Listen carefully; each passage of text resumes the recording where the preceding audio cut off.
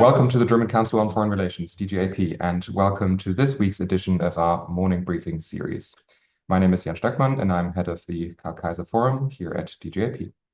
Today, we are looking at China ahead of Foreign Minister Johann Wadephul's trip to Beijing, which was cancelled in October, but is now rescheduled for next week from the 8th to the 9th of December. It comes at a time of growing concerns about China's strategic posture and German efforts at de-risking. Following the recent tensions and Chinese export restrictions on rare earths and chips, the European Commission presented yesterday a new economic security doctrine, which is taking a more assertive approach to EU trade tools. Meanwhile, Beijing is fighting out a dispute with Tokyo following comments made in November by Japan's new Prime Minister Sanae Takaichi on Taiwan. Known as a vocal critic of Chinese activities in the region, she had suggested that Tokyo could take military action if Beijing were to attack Taiwan. Relations have deteriorated since then. Just this week, we saw a confrontation between Chinese and Japanese ships near a group of geopolitically sensitive islands in the East China Sea. All of this, and we haven't even started talking about China's role in Russia's war against Ukraine. So things are getting complicated, and it's time to revisit China. And so I'm delighted to welcome four speakers with on-the-ground perspectives from Japan, Taiwan, China, and Germany to make sense of these developments and discuss China policy going forward. First up will be our own Michael Laha, who's a senior research fellow in the Center for Geopolitics, Geoeconomics, and Technology here at DGAP. Before joining DGAP, he was a consultant with Sanalytics, a European research-based consultancy in China, and before that, a senior program officer at the Asia Society Center on US-China Relations. Welcome back to the morning briefing, Michael. Next up will be Dr. Adachi, who's an associate fellow in the Center for Geopolitics, Geoeconomics, and Technology here at DGAP. She was a fellow at the Bundeskanzler Helmut Schmidt Stiftung in the past, and before that also worked at the Mercator Institute for China Studies, known as MERICS. Welcome, Aya. Next will be Amelie Richter, who's the editorial lead and editor EU China at China.Table, Table.Media. Previously, she worked inter alia for the DPA, German press agency. Welcome, Amelie. Last but not least will be Cornelius Dieckmann, who's the Taipei correspondent for Der Spiegel, and previously worked with Tagesspiegel and as a freelancer for FAZ and SZ Italia. Welcome, Cornelius. Now, before we begin, just the usual disclaimers. We would like to remind everyone that we are recording this and we'll upload this subsequently. We'll kick off our conversation here on the panel with about 5 minutes of intro remarks each, and then open up for questions and answers relatively quickly. If you want to ask a question, please raise your hand, introduce yourself briefly, and then keep your comment relatively short so we can pick up as many as possible. Finally, just a word of thanks to all my colleagues supporting the DGAP Morning Briefing series. This week, especially Antonio Fox, Luisa Romboch, Lili Tran, and the entire events and comms teams. Now, let's turn things over to Michael. If you could give us an overview of the state of Chinese foreign policy, the German-China policy, and where we are ahead of Wadephul's postponed visit to Beijing.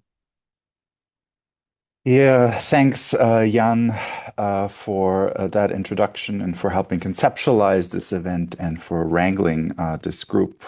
Before I start, I just wanted to say that I'm providing this input in my capacity as a DGAP Senior Research Fellow and not in my capacity as an external advisor to the Federal Foreign Office, a role which I will have until the end of January.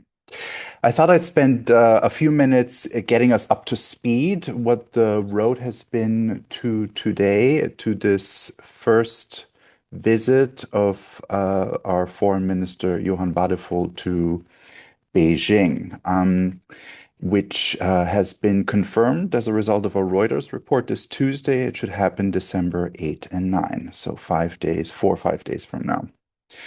The road obviously hasn't been easy.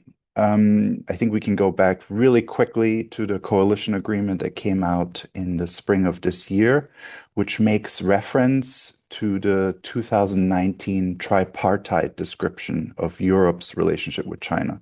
And that is that China is both a partner, competitor, and systemic rival for Europe. So that's a formulation from 2019, and it has adjusted quite a bit since then. And in the coalition agreement, the SPD and CDU say that systemic rivalry has moved to the center of that relationship. The word partnership has fallen away completely, even though there are still some elements of cooperation between Germany and China, in particular to tackle problems facing human existence or humanity, which usually means climate change. Then the next milestone in German-China relations was Wang Yi, China's foreign minister's visit to Berlin in the beginning of July. Both gave statements in front of journalists, and Johann Wadephul, our foreign minister, made a statement that advanced the tone Germany uses in its relationship with China, and that is that it made reference to the UN Charter, which prohibits any change of borders through violence or aggression, and that there shouldn't be any violence or aggression to change the status quo in the Taiwan Strait. Since then, Wadephul has then visited Indonesia and Japan, and in both visits, he also made reference to Beijing's aggressive behavior towards its neighbors, in particular the waters around Taiwan.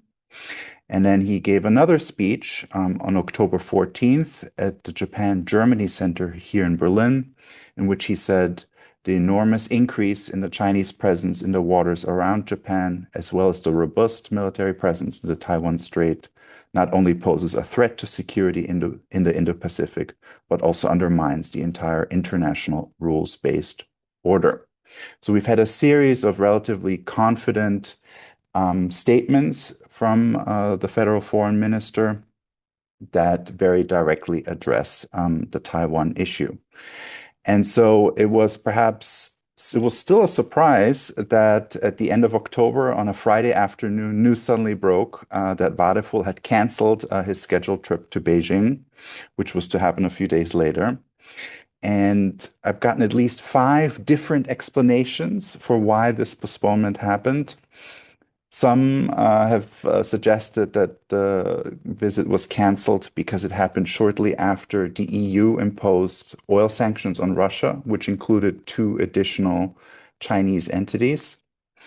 Then others have suggested that Wadephul's visit to Japan and statements about Taiwan happened during a period in China when it was celebrating its anniversary of World War II. There was a kind of sensitive period in China's remembrance of World War II. And another explanation that I received is that simply the Chinese counterparts were busy preparing for the October 30th meeting between Xi Jinping and Donald Trump, and that they couldn't make possible these additional meetings that Wadephul had requested. The statement from the Federal Foreign Office at the time was that Wadephul had requested additional meetings, which the Chinese counterparts did not grant. And as a result of that, he canceled the trip. Since then, also, our finance minister and vice chancellor Klingenbeil visited Beijing. I'll let Amelie talk about that a little bit more, but I'll maybe close with one high-level observation, which is that I think we can kind of observe a German, Taiwan, Japan convergence of issues right now over the past several weeks. So Germany and Japan are both facing difficulties in their relationship with China at the same time. And I think Germany and Japan should use this opportunity to strengthen their own relationship rather than be driven apart by it. I'll stop here. Thanks so much, Michael. And given that we're witnessing this convergence of issues, aren't we lucky to have perspectives from these places you just listed? So let's turn to Tokyo first. Over to you, Aya. Where are things from your perspective? So speaking from Tokyo, you already mentioned the what is happening about what has happened since Takaichi made those statements. I'll start from the discussions in Japan that have been ongoing for a long time. A contingency around Taiwan is thought to be a scenario that could be classified as a survival threatening situation, which is the threshold required for the Japanese self-defense forces to be deployed. And it has been also part of why Japan has adjusted its interpretation of the Constitution in 2014, 2015, which expands the interpretation in what circumstances are required to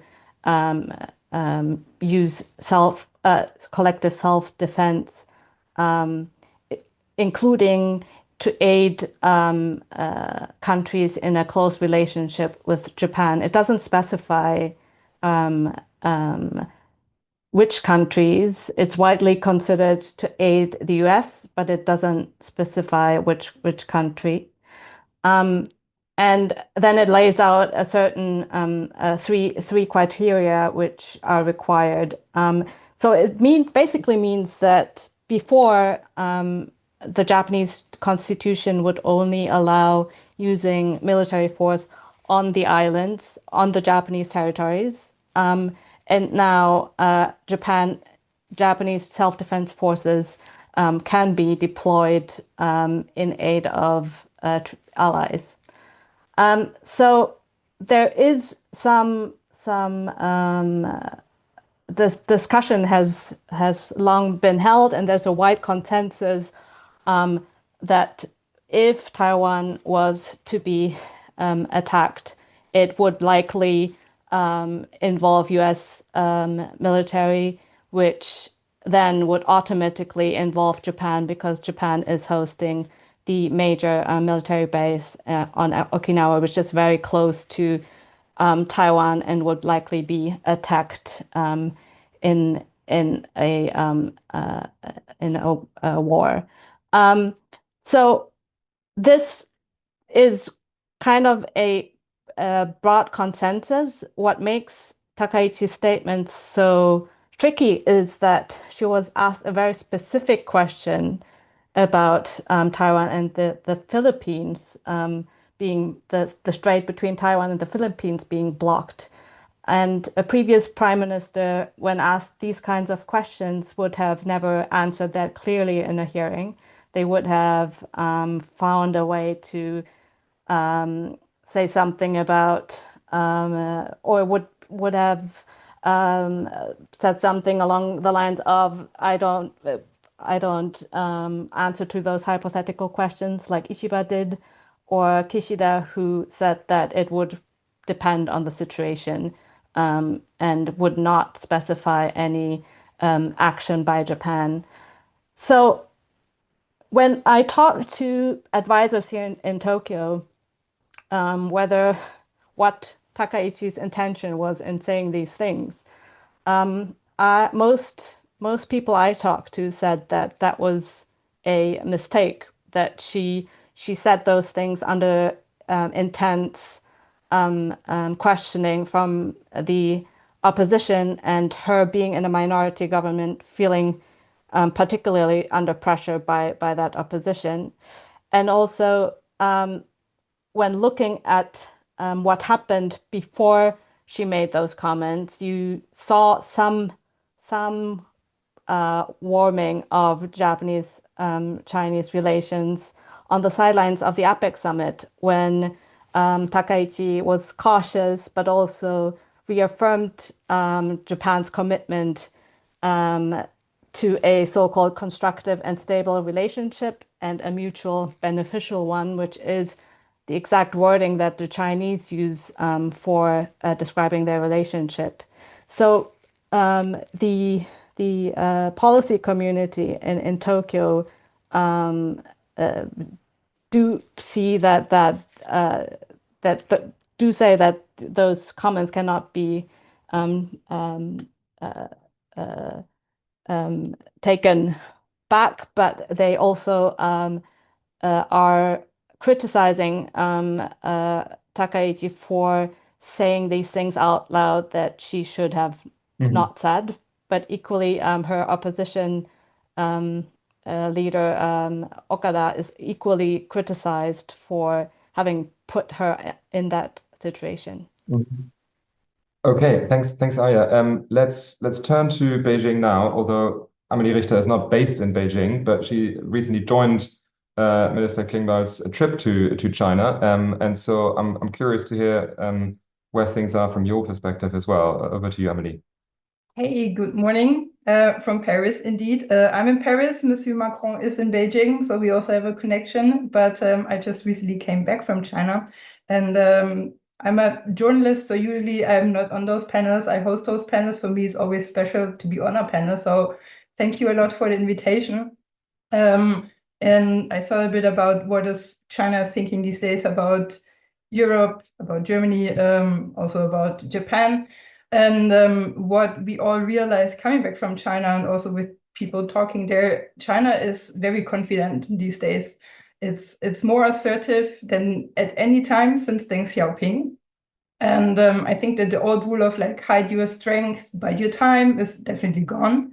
China now, sorry, believes that its time has come, and it also presents itself as a global juggernaut, like very powerful, unstoppable, and also definitely determined to shape the 21st century.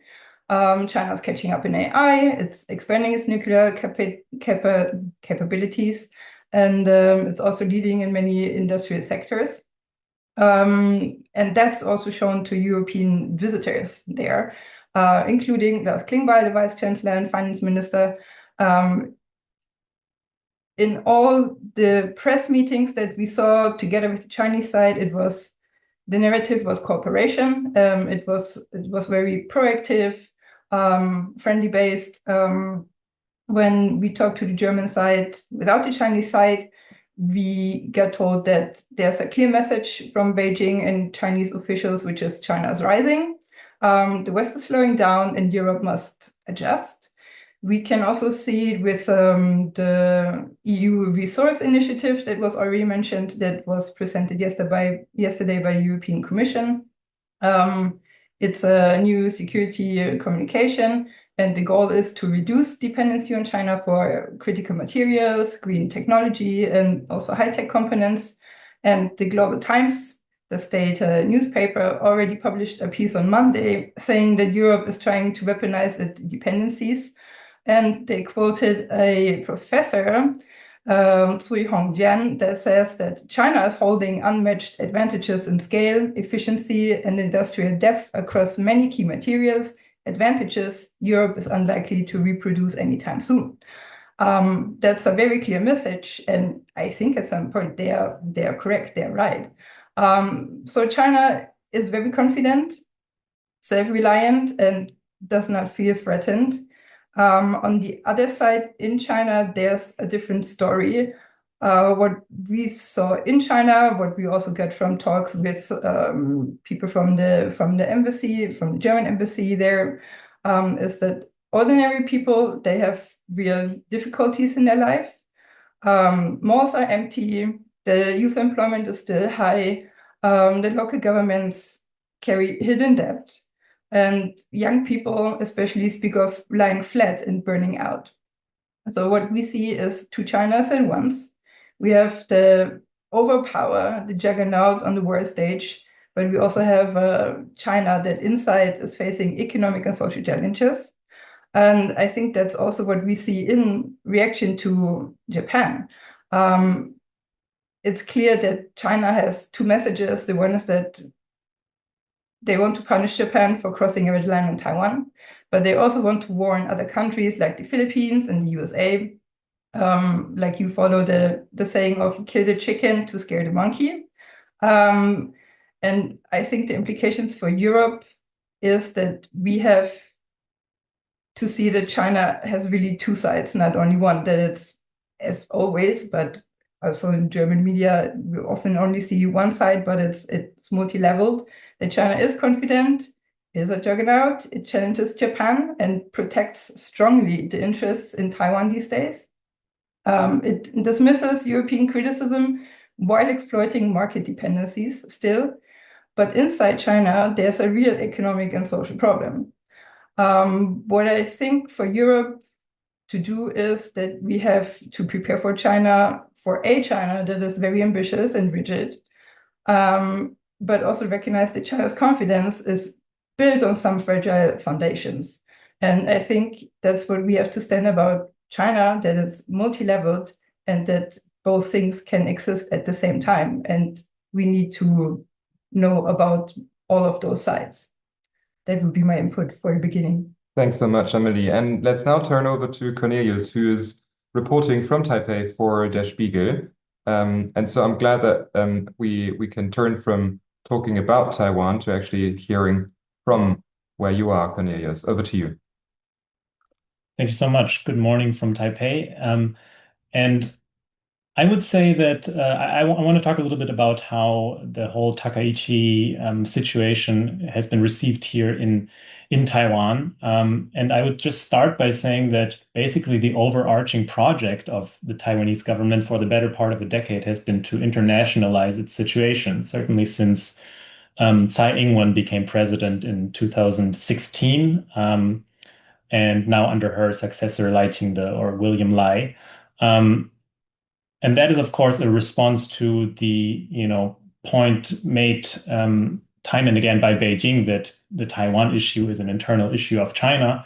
Taiwan is pushing against that. And so I would just emphasize that when Takaichi made those quite categorical comments in the Japanese parliament, this was, of course, quite welcomed here in Taiwan to hear such clear language. Now, it's not completely unprecedented to hear that sort of language from Japanese leaders. Many will remember that Takaichi's political role model or mentor, Shinzo Abe, was very pro-Taiwan. And he had quite a famous quote in 2021, albeit when he was out of office, saying, a Taiwan emergency is a Japanese emergency. But such comments have never been made by a sitting Japanese prime minister. And as Aya laid out earlier, there's also a legal dimension there. That's not just rhetoric, but that's actually a fixed category when it comes to the ability to deploy Japan's self-defense forces. The reason why I started kind of my comments with the point of Taiwan is trying to internationalize its situation is that, of course, the main addressee when Taiwan talks to the world is always the United States. The United States, will, for the foreseeable future, always be the main protector of Taiwan. But the second most important factor on Taiwan's side, and the most important Asian country on Taiwan's side, is by far Japan. Aya mentioned the role that, for example, the military bases by the United States on Okinawa play. And then just over 100 kilometers to Taiwan's east, you have the Japanese island of Yonaguni, where Japan wants to station missiles. And I mean, that's incredibly close to Taiwan. That's closer to Taiwan than the PRC is on Taiwan's western coast. So I think when Takaichi became prime minister, even before she made those comments, Taiwan's government was breathing a sigh of relief and kind of anticipating that this kind of project of internationalization, the Taiwan issue, would, maybe be more successful. First of all, because they knew that Takaichi is kind of an Abe-esque politician, but also because Takaichi has actually engaged with Taiwanese leaders a lot. Before she became prime minister, in April, she was here in Taiwan. She's talked to all the decisive decision makers. She's talked to President Lai. She's talked to the foreign minister here. I spoke to someone spoke to a Taiwanese politician here recently who has met personally many times with Takaichi. And so there was very much the sense that when she became LDP leader and prime minister, that there was going to be a voice in Tokyo that would kind of speak to an international audience, not on Taiwan's behalf, but kind of sing a similar song as Taiwan. And of course, that's decisive at this moment because the signals from what I mentioned earlier is by far the most important partner of Taiwan, the US. Those signals are becoming more mixed. I mean, you never know what what Donald Trump you are going to meet on any given day. You know, on one day he might say that he has said in no uncertain terms to Xi Jinping that he would, and I'm quoting, bomb Beijing if he did anything with Taiwan. This was before Trump took office for the second time, but still. And then on another day, it feels to Taiwan that, you know, before he meets with Xi Jinping in South Korea on the, you know, on the occasion of the APEC summit, that somehow Taiwan is going to be part of the negotiating package because Trump said as much before he left. And so Taiwan feels very much that to have someone kind of speaking in support of Taiwan who happens to have a very good rapport with Donald Trump also, as we saw when Trump visited Takaichi in Japan, that's kind of invaluable. And so to have those comments in the Japanese parliament felt very reassuring to Taiwan. Now, that's of course not a unanimous view in Taiwan. Taiwan's a democracy. The governing party, the DPP, center-left party, feels pretty happy about Takaichi's comment. The opposition, which kind of leans more towards friendly ties with the PRC and is more center-right, feels more that these comments might be counterproductive and raise the temperature in the conflict. But I would say mainstream opinion here in Taiwan is that those comments are reassuring. Wonderful. Thanks so much, Cornelius. I see that questions are already pouring in the chat, two of which I think go straight back to you, Cornelius. And perhaps you could, we can use these two questions, and then I'll invite everyone in the audience to come forward with more by raising your hands and then asking questions and making comments in person, which is always nicer. But perhaps we can use those two questions both on the status of Taiwan and its international recognition and some of the internal developments. To which I wanted to add the question of who are Taiwan's best allies at the moment. So given the volatility on the US that you just explained, Cornelius, where do other key countries rank, including Japan, but also Germany, ahead of the Asia policy coming out of Berlin? So back to you, Cornelius, and then we'll open up for more questions for everyone. Sure, yeah. I'll first address the question on Taiwan's status. Is it an independent country or a Chinese autonomous region like Hong Kong, etc.?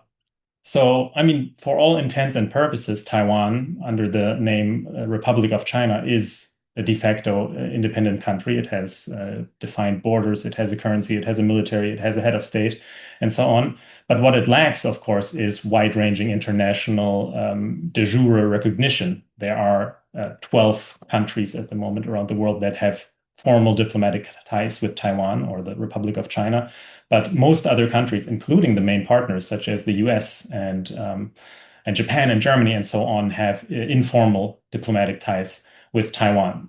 That does not mean that Taiwan is somehow, you know, a special administrative region of the People's Republic of China, such as Hong Kong is or Macau. In fact, Taiwan has never been governed by the PRC, unlike Hong Kong. So these situations are not, are not analogous in a legal sense.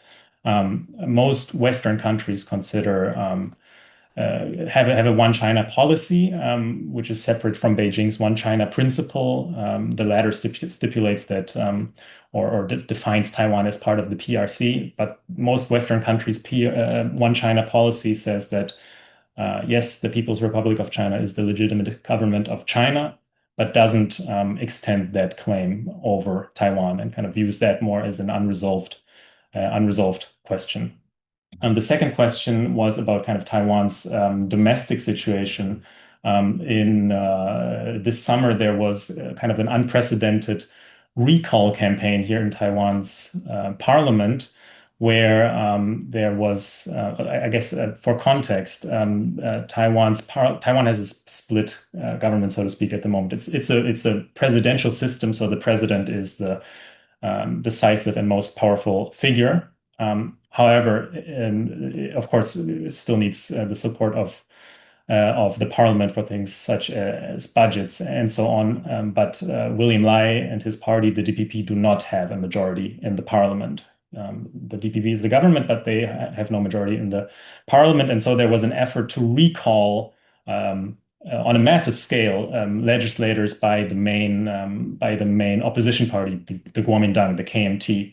32 KMT members were targeted, which works because Taiwan has kind of recall provisions where if citizens are unhappy with how a certain politician or member of parliament, for example, fulfills their mandate, they can be recalled. And that campaign basically failed miserably. Not a single KMT member of parliament was recalled. They all kept their seats.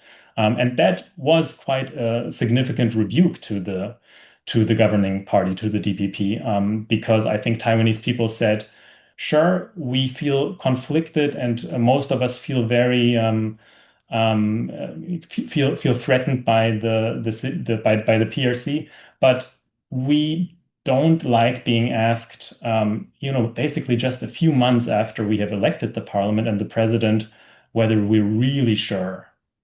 We've made our decision. Why are you making us go to the polls again and saying, don't you want to recall these politicians? And so for the DPP, that was a huge blow. I think the Secretary General had to resign after that. And so basically the main outcome of that is Taiwan's legislature remains polarized, and legislative progress remains sluggish and slow. Thanks, Cornelius. There's another question on Taiwan policy, and I'm sure we'll come back to you, but I also want to bring in the other speakers back again. Wilfried Schmidt is asking if we are to expect a Taiwan policy from the Merz government going forward. I was also curious because you mentioned the Taiwanese military, and I read somewhere that military spending in Taiwan is supposed to go up to 5% by 2030. So I was wondering about the significance of that as well, Cornelius. But perhaps there's also some of the others who want to come in and reflect back again on what the other panelists have said, and perhaps especially looking to you, Amelie, Michael, and Aya now, if what you're expecting from the German point of view, from the German government, given the situation that we've laid out. Michael, do you want to go first? Sure, I'll provide a quick answer, but I have a question of my own then as well. We're in the stage right now where the German government is setting up, formulating its China policy, and we're in the kind of final stages of it. So there's supposed to be a Friedrich Merz visit to China in probably Q1, first quarter of 2026. And in the lead up to this, various parts of the Federal Foreign Office are compiling a catalog of action items to implement the China policy or China strategy that was released by the previous government, the traffic light coalition in 2023. So rather than providing a new strategy document or major amendments to it, this government is going to create a list of action items to implement it. So that's going to be the main force in German policy on China. And the second one is one coming out of the German parliament or the German Bundestag, which a few weeks ago decided that they would create a special expert commission on China or de-risking from China, which will involve a secretariat, so additional staff to organize analysis and hearings. And this expert commission will then give hearings and release regular, publicly accessible reports on what Germany needs to do in terms of de-risking. So I think those are the two main sort of elements in German policy on China that we should be looking out for. And I'll throw in one question as well, and that's one to Cornelius, which is how it's already being covered here by Oliver Korff, how the additional spending, defense spending in Taiwan is being received, and whether it was a painful process to get there. Okay, we'll pause that question for a moment because Cornelius has spoken for quite a bit, and I want to hear from Amelie as well, especially also on the sequence of German visits to China. Klingbeil first, Wadephul second, Merz perhaps sometime early next year. So where are things developing? Over to you, Amelie, first, and then we'll turn to the others afterwards. Yeah, thank you. What I want to say, what Michael mentioned, especially the commission that is now formed in the Bundestag, I think especially as an economic view on things, it does not cover geopolitical issues, topics, and I think that's where Germany, the foreign ministry, is still lacking a very clear stance. Whereas in Beijing, the stance, what is happening around Taiwan, what they want on the Taiwan topic is getting very clear. With the Wadephul, like Michael mentioned, we do not have the clear reasoning why in the end it was postponed or cancelled. There are different reasons given, but his remarks on Taiwan, on the South China Sea, definitely played a role why it was postponed and cancelled. And in response to this from Beijing, we saw, I think, unprecedented framing of the whole issue, with also Global Times publishing a piece where they wanted from the German side that we retract from what Wadephul said, and please, they should say something about Taiwanese independence. That's something we've never seen before. So we see that Beijing is enforcing its stance on Taiwan, and I'm not sure what Berlin or Europe in total has to say against this. So I think we're making a move, also Brussels yesterday, on all the economic problems, but not on the geopolitical overall. How do we face BRICS? How do we face Shanghai Cooperation Organization? I think we don't really have a plan for this, and that's what I also, in talks with the foreign ministry, see that there's not enough knowledge about it, and maybe also not enough urgency about this with other topics like Ukraine. Yeah, that's my 2 points on this before we want to go on the spending with Cornelius or Michael. There's a quick two-finger reaction by Michael before we hand over to Cornelius for the question on defense spending. Yeah, a quick two-finger from me, and maybe Amelie, you have a response to this as well. I think one thing that's always a kind of challenge for Germany, especially as it deals with China, is unity between the coalition partners. And of course, the Wadephul postponed visit followed by Klingbeil visit is an example of this, where supposedly in his conversations with Chinese counterparts, he did bring some of the same messages Wadephul had planned, including addressing the Nexperia issue and also mentioning Taiwan. But around the time that this visit happened, the SPD, that Klingbeil is a member of, published a independent paper outlining kind of the context of his visit, which had a very cooperative tone, including that the European Global Gateway ought to find ways to have joint projects with the Chinese Belt and Road Initiative. So I think coalition partners are finding different ways to thread the needle of looking united, but there's clearly cracks. I was curious if you saw it similarly. Okay, one more reaction. Amelie? My 2 fingers on this is so what I saw during the Klingbeil visit, I think that there was a lot of communication between the foreign ministry, the Bundeskanzleramt, and Klingbeil before.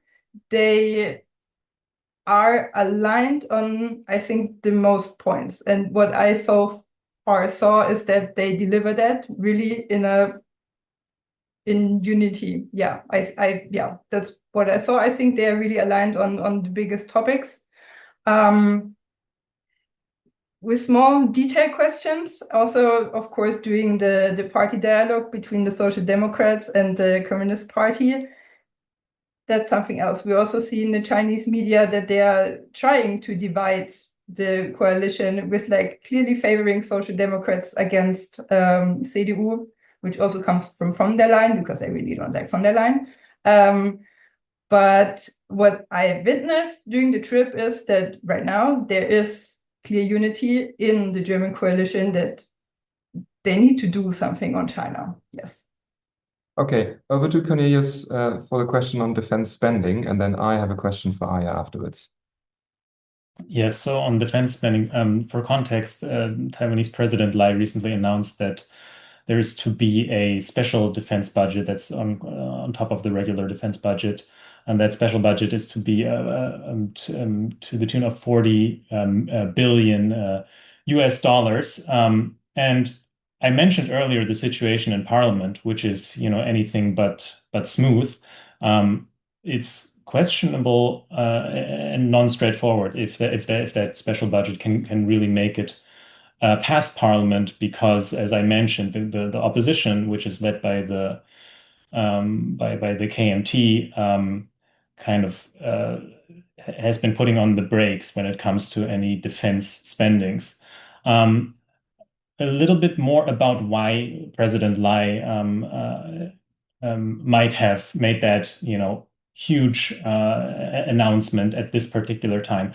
I think Taiwan has been trying very hard to show its partners, and again, particularly the US, that it's serious about defending itself, that it's not only kind of counting on the Americans to save it should it come to an emergency, a Chinese invasion. And so this again is very much a signal, first of all, towards the domestic population. We have to get serious, but second of all, also towards the US. And I mean, I think the US, China and Taiwan policymakers in DC are very, gratified to see this announcement, to the extent that the US is even, publicly, albeit indirectly, putting some pressure on the parliamentary opposition, on the KMT, to move this along. The American de facto embassy here in Taipei, the American Institute, as it's called, has reacted very positively to this announcement by President Lai.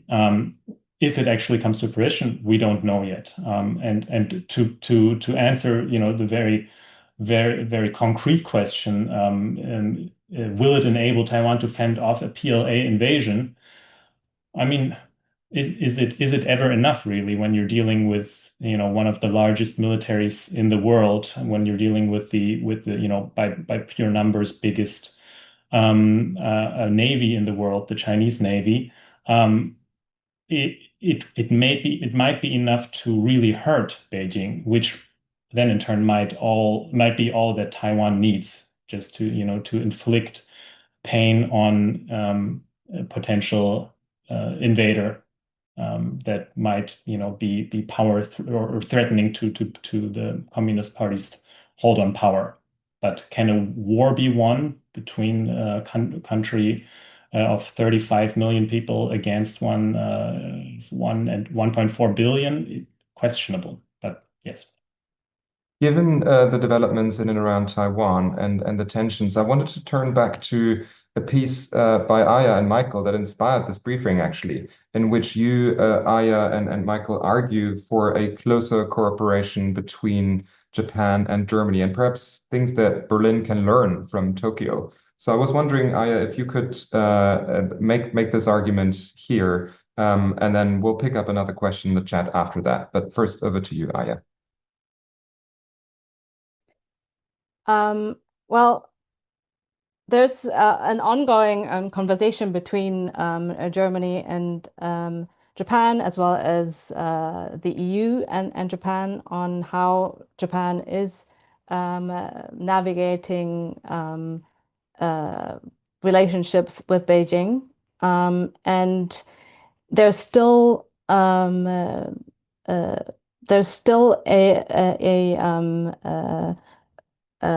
gap because Tokyo is a few steps ahead of Europe when it comes to de-risking, when it comes to having these conversations on also bringing businesses on board, and it's that's why I'm currently in Tokyo, to explore what Japan is doing at the moment.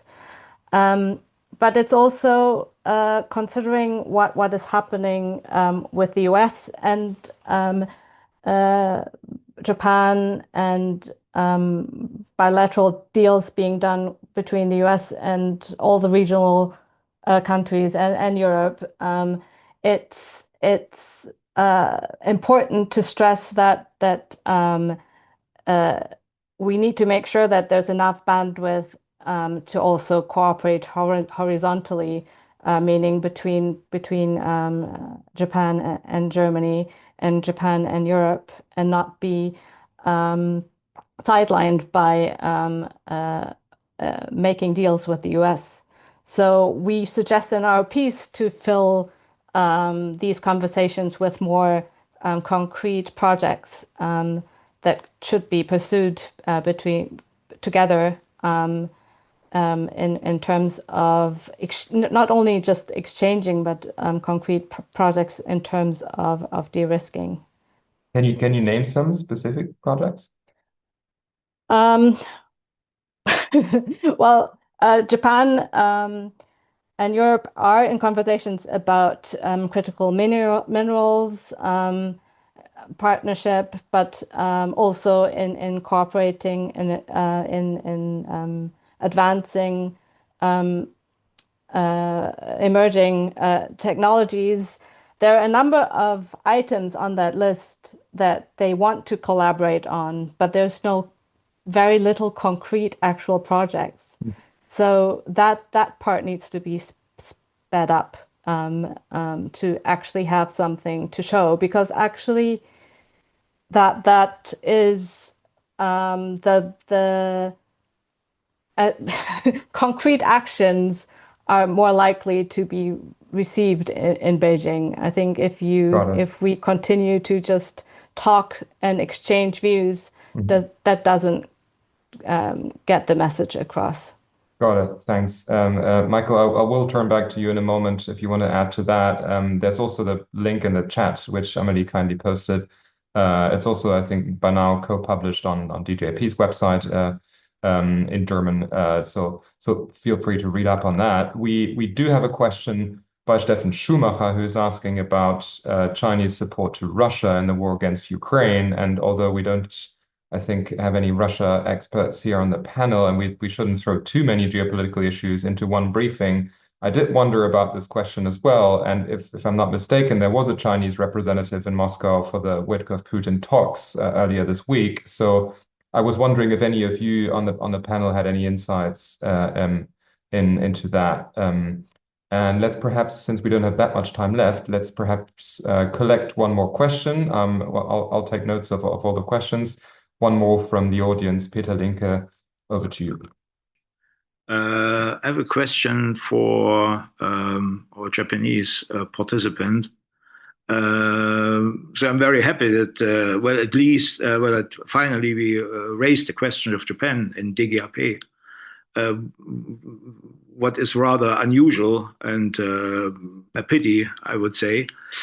But I perfectly understand that we don't have the time to discuss all these things in length. But I have a question.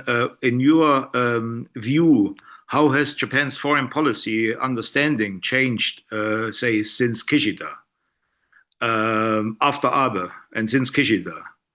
Or to put it in other words, in today's highly chaoplex world, is there any chance for a revival of Ohira's comprehensive security approach in Japan? Right. Thanks, Peter Linke. That's one question for Aya, and that's also the Russia question, which we have got parked for the moment. So over to you, Aya, first, and then we'll turn back to the other issue. Since Kishida, so I think Kishida was a foreign minister under the Abe administration, and what has been the case for the past decade is that Japan has had or I guess 2 decades, is that Japan has had a very pragmatic stance towards China. So no matter if the prime minister has been hawkish, such as Abe, or dovish, such as Kishida or Ishiba, they basically were pragmatic while they were prime ministers. They were forced to be because to maintain their consensus. And it was very stable in that regard. What is different now with Takaichi is that she is no longer in a coalition with Komeito.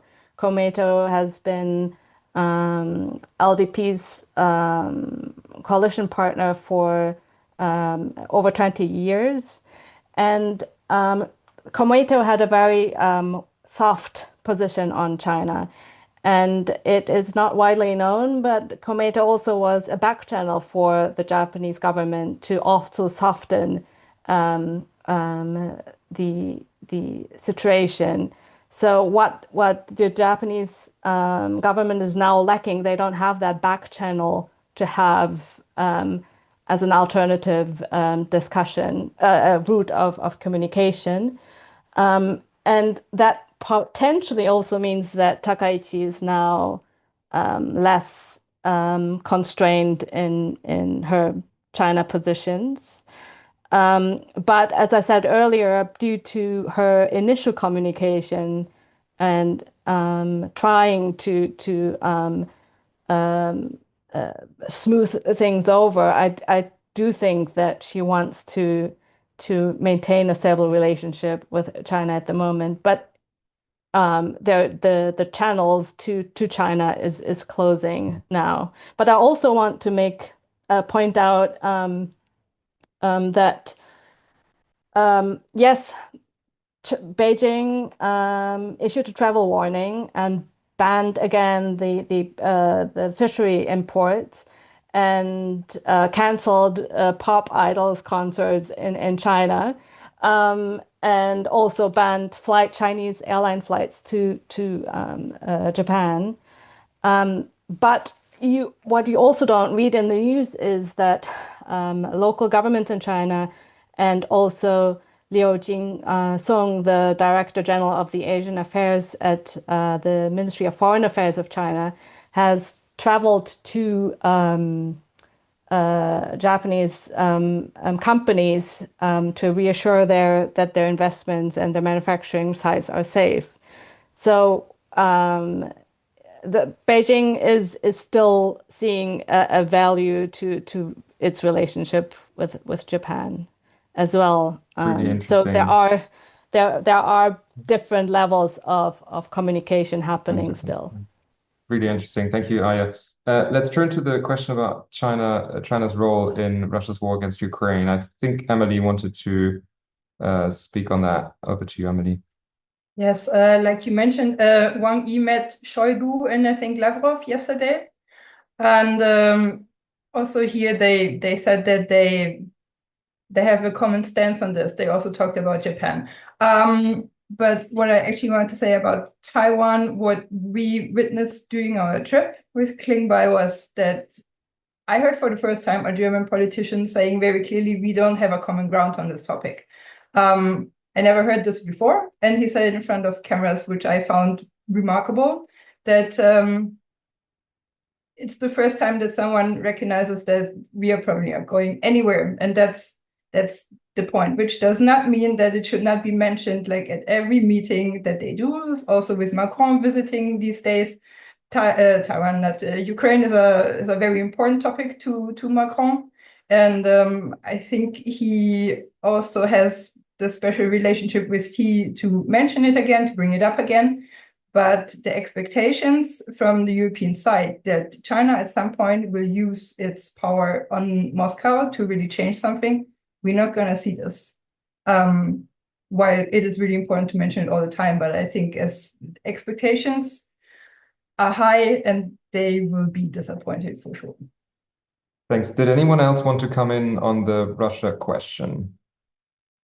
Let's perhaps sideline that question for a bit. But since we are coming to an end and only have about 5 minutes left, shall we do a closing round of comments where everyone gets a chance to respond to things that haven't yet been picked up, and perhaps also with a view to next week's Wadephul trip, if you were to put yourself in the position of an advisor to our foreign minister, and if you had to list the sort of top 3 issues, top 3 recommendations for the German foreign minister, what would they be? And since, Michael, you are currently seconded to the Foreign Office and you are closest to the hypothetical scenario that I just outlined, perhaps, Michael, you'd like to go first, and then we'll go in the order of how we started, with brief 60-second or so closing statements by each one of you. Michael.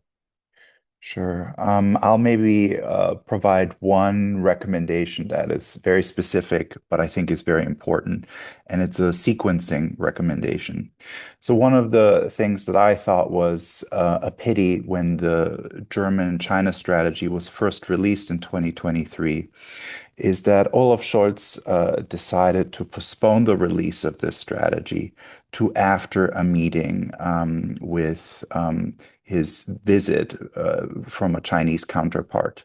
And I think now that Merz is about to fly to Beijing, likely either in January and February, and there is this series of action items that Germany is now compiling to implement the China strategy, there's an opportunity to get it right this time. And that is to release the list of action items before Merz flies to China. And I think something like that would be an important show of confidence that the German government can define independently its own China strategy. That would be my one recommendation. What's your recommendation, Aya, for Wadephul's trip to Beijing? And you can't recommend to go to Tokyo instead. He is going to Beijing.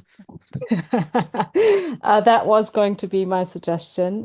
We were discussing this before the call, but the Japanese side really wants Merz to visit Japan first before going to China.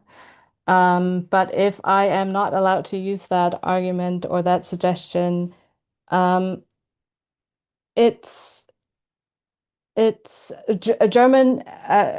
as a foreign policy actor does matter to China, and I think having German interests and being confident and promoting them is really important, and not to be scared of economic coercion or backlashes, because that has proven to not be effective in the past. Amelie, unlike with the Klingbeil trip, you won't be on the plane this time. But what's your recommendation ahead of Foreign Minister Wadephul's trip to Beijing? I guess I have the same recommendation as for everyone when you go somewhere.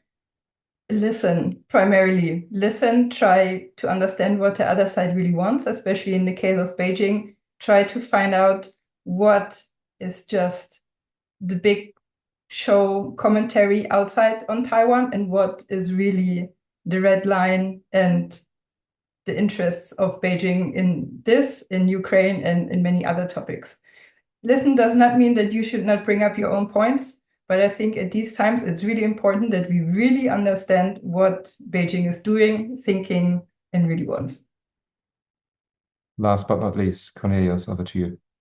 Yeah, I very much agree. Listen and understand what Beijing is saying on Taiwan, but then also speak in certain terms, because it's an opportunity right now to make clear that when Germany speaks about the importance of the peaceful status quo in the Taiwan Strait, that it's not just doing so on behalf of the US or as a follower of the US-led world order, but because it's very clear that Germany is right now emancipating itself from that. And if Germany brings that up and makes clear that that's a very, its very own position, then that's an opportunity there.